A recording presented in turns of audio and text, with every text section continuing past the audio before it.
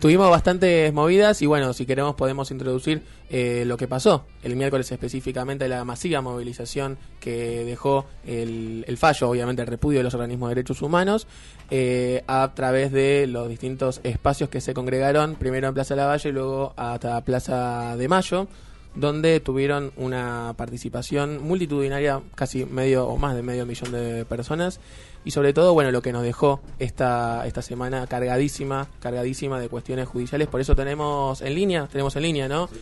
Al ex juez federal de la Nación, Carlos Rosansky. Carlos, te doy la bienvenida, muchas gracias por la comunicación. No, al contrario, un gusto. Bueno, estábamos de a poco introduciéndonos en lo que fue esta semana, bastante histórica, sobre todo por la congregación de los organismos de derechos humanos, pero sobre todo quería preguntarte, introducirte más que nada en el tema de lo que fue el comunicado que sacó la Corte Suprema el mismo día, o un día después de que se haya sancionado la ley, acá tenía el número 27.362, que pone un límite a lo que fue el fallo del 2x1, y lo que fueron declaraciones de figuras como Pablo Yonto, que afirmaba que esto es una desesperación de la Corte Suprema. Preguntarte específicamente cómo viste este comunicado y la participación de los organismos de derechos humanos.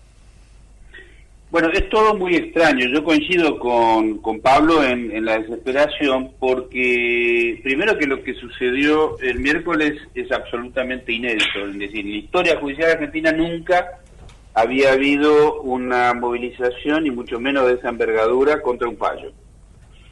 Lo cual está mostrando una bisagra el día miércoles, un antes y un después, porque estamos hablando, esto fue en todo el país además, de una ciudadanía que no está dispuesta no solo a retroceder en materia de derechos humanos por los juicios, etcétera, sino que no va a aceptar un atropello como es el fallo por el cual se protestó.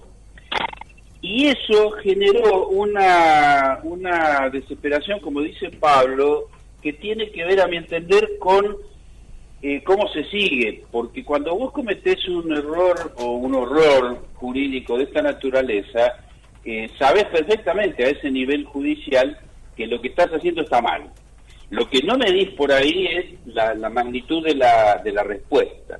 En este caso la reacción fue tan impresionante que seguramente genera algún tipo de preocupación en los miembros de la Corte. Ese comunicado, ya para concluir lo que me preguntabas, no lo entiendo muy bien, esta es la verdad. Yo fui juez 25 años, juez de Cámara, no entiendo muy bien, es un llamado a las partes para que en 10 días se pronuncien, etcétera. Tiene el tufillo de como querer prolijar un poco lo que es imposible prolijar. Buenos días, Carlos. Ignacio te habla desde el piso. Gracias por la comunicación desde ya. No, por favor.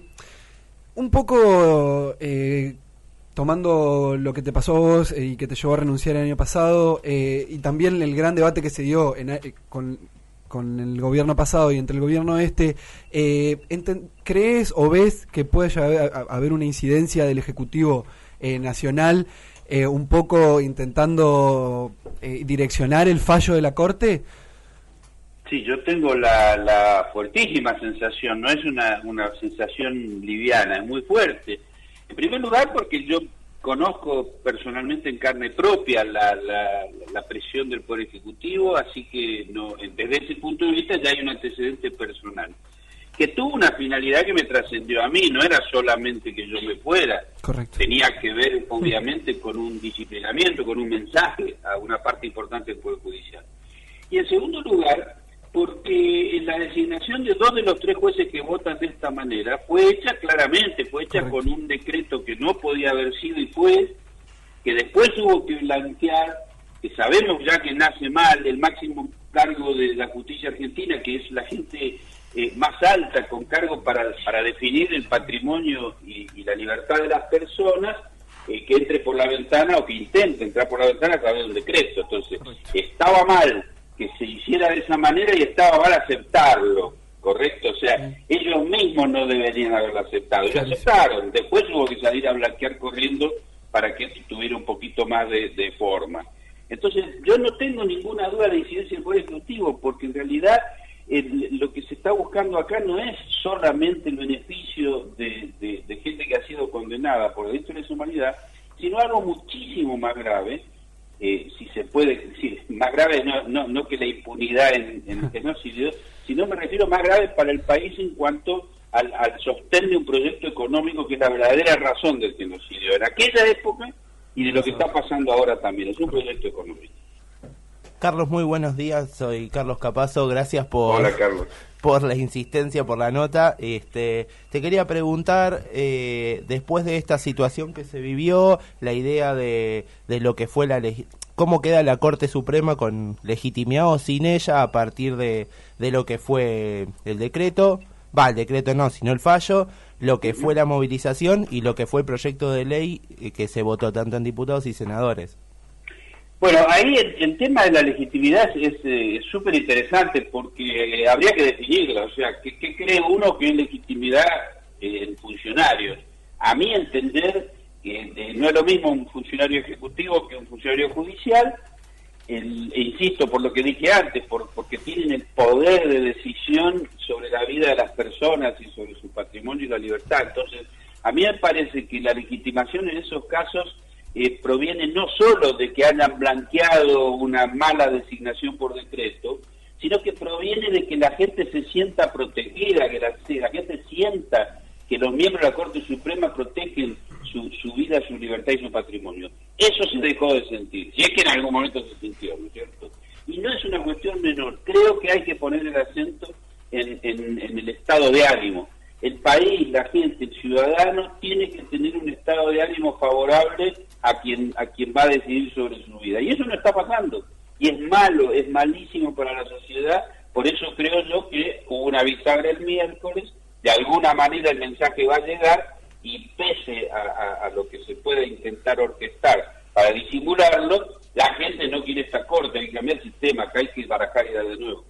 Te pregunto, Carlos, hace unas semanas la Corte, yo también creo que con un poco de animosidad y de direccionamiento, o viendo que también que iba a sancionar la semana pasada, sacó un fallo limitando la jerarquía de los fallos de los tratados internacionales o determinados tratados internacionales por sobre las decisiones de la Corte Suprema. Yo más o menos, porque estudio Derecho y entiendo un poco, más o menos entiendo cuáles son las consecuencias de esto, pero me gustaría vos con tu experiencia que expliques más o menos qué consecuencias tiene esto con respecto al fallo del 2x1. Ese fallo, que fue anterior, por eso ahora tendrá 1 o 2 meses, concretamente lo que dice es que relativiza la obligatoriedad de los fallos de la Corte Interamericana de Derechos Humanos. Para que la gente lo tenga claro, Argentina forma parte del Sistema Interamericano de Protección de los Derechos Humanos. Ese sistema tiene como órgano máximo la Corte Interamericana de Derechos Humanos que está en San José de Costa Rica. Correcto. A su vez, en Washington, Estados Unidos, está la Comisión Interamericana de Derechos Humanos, que es ante quien se denuncia. Esto es para que se comprenda el sistema. Claro. Una violación que el Estado ejerce de derechos humanos en el país, o cualquier país que firmó, se denuncia ante la Comisión, y es la Comisión la que va a la Corte y sostiene esa denuncia. Este fallo tira abajo 2 décadas de jurisprudencia de la Corte Suprema con distintas composiciones que durante 20 años han venido sosteniendo que esos fallos son obligatorios. Hace 2 meses esta Corte dijo no son obligatorios. Entonces yo desde ese punto de vista lo que dejo planteado es que ese fallo es más grave que el del 2x1. Sí. ¿Por qué? Porque el del 2x1 eventualmente puede ser denunciado ante la Corte Interamericana, o sea, la Comisión, claro, y la Comisión en la Corte, y ahí vamos a tener un remedio porque tiene superior jerarquía al nuestro tribunal. Si previamente se dijo a eso no le va a dar bolilla, entonces estamos en problema, insisto, desde ese punto de vista es más grave que el 2x1. Carlos, te agradecemos muchísimo la comunicación y bueno, quedamos pendientes para un próximo contacto, si te parece. Dale. Muchas gracias por charlar con nosotros. Un abrazo, hasta luego.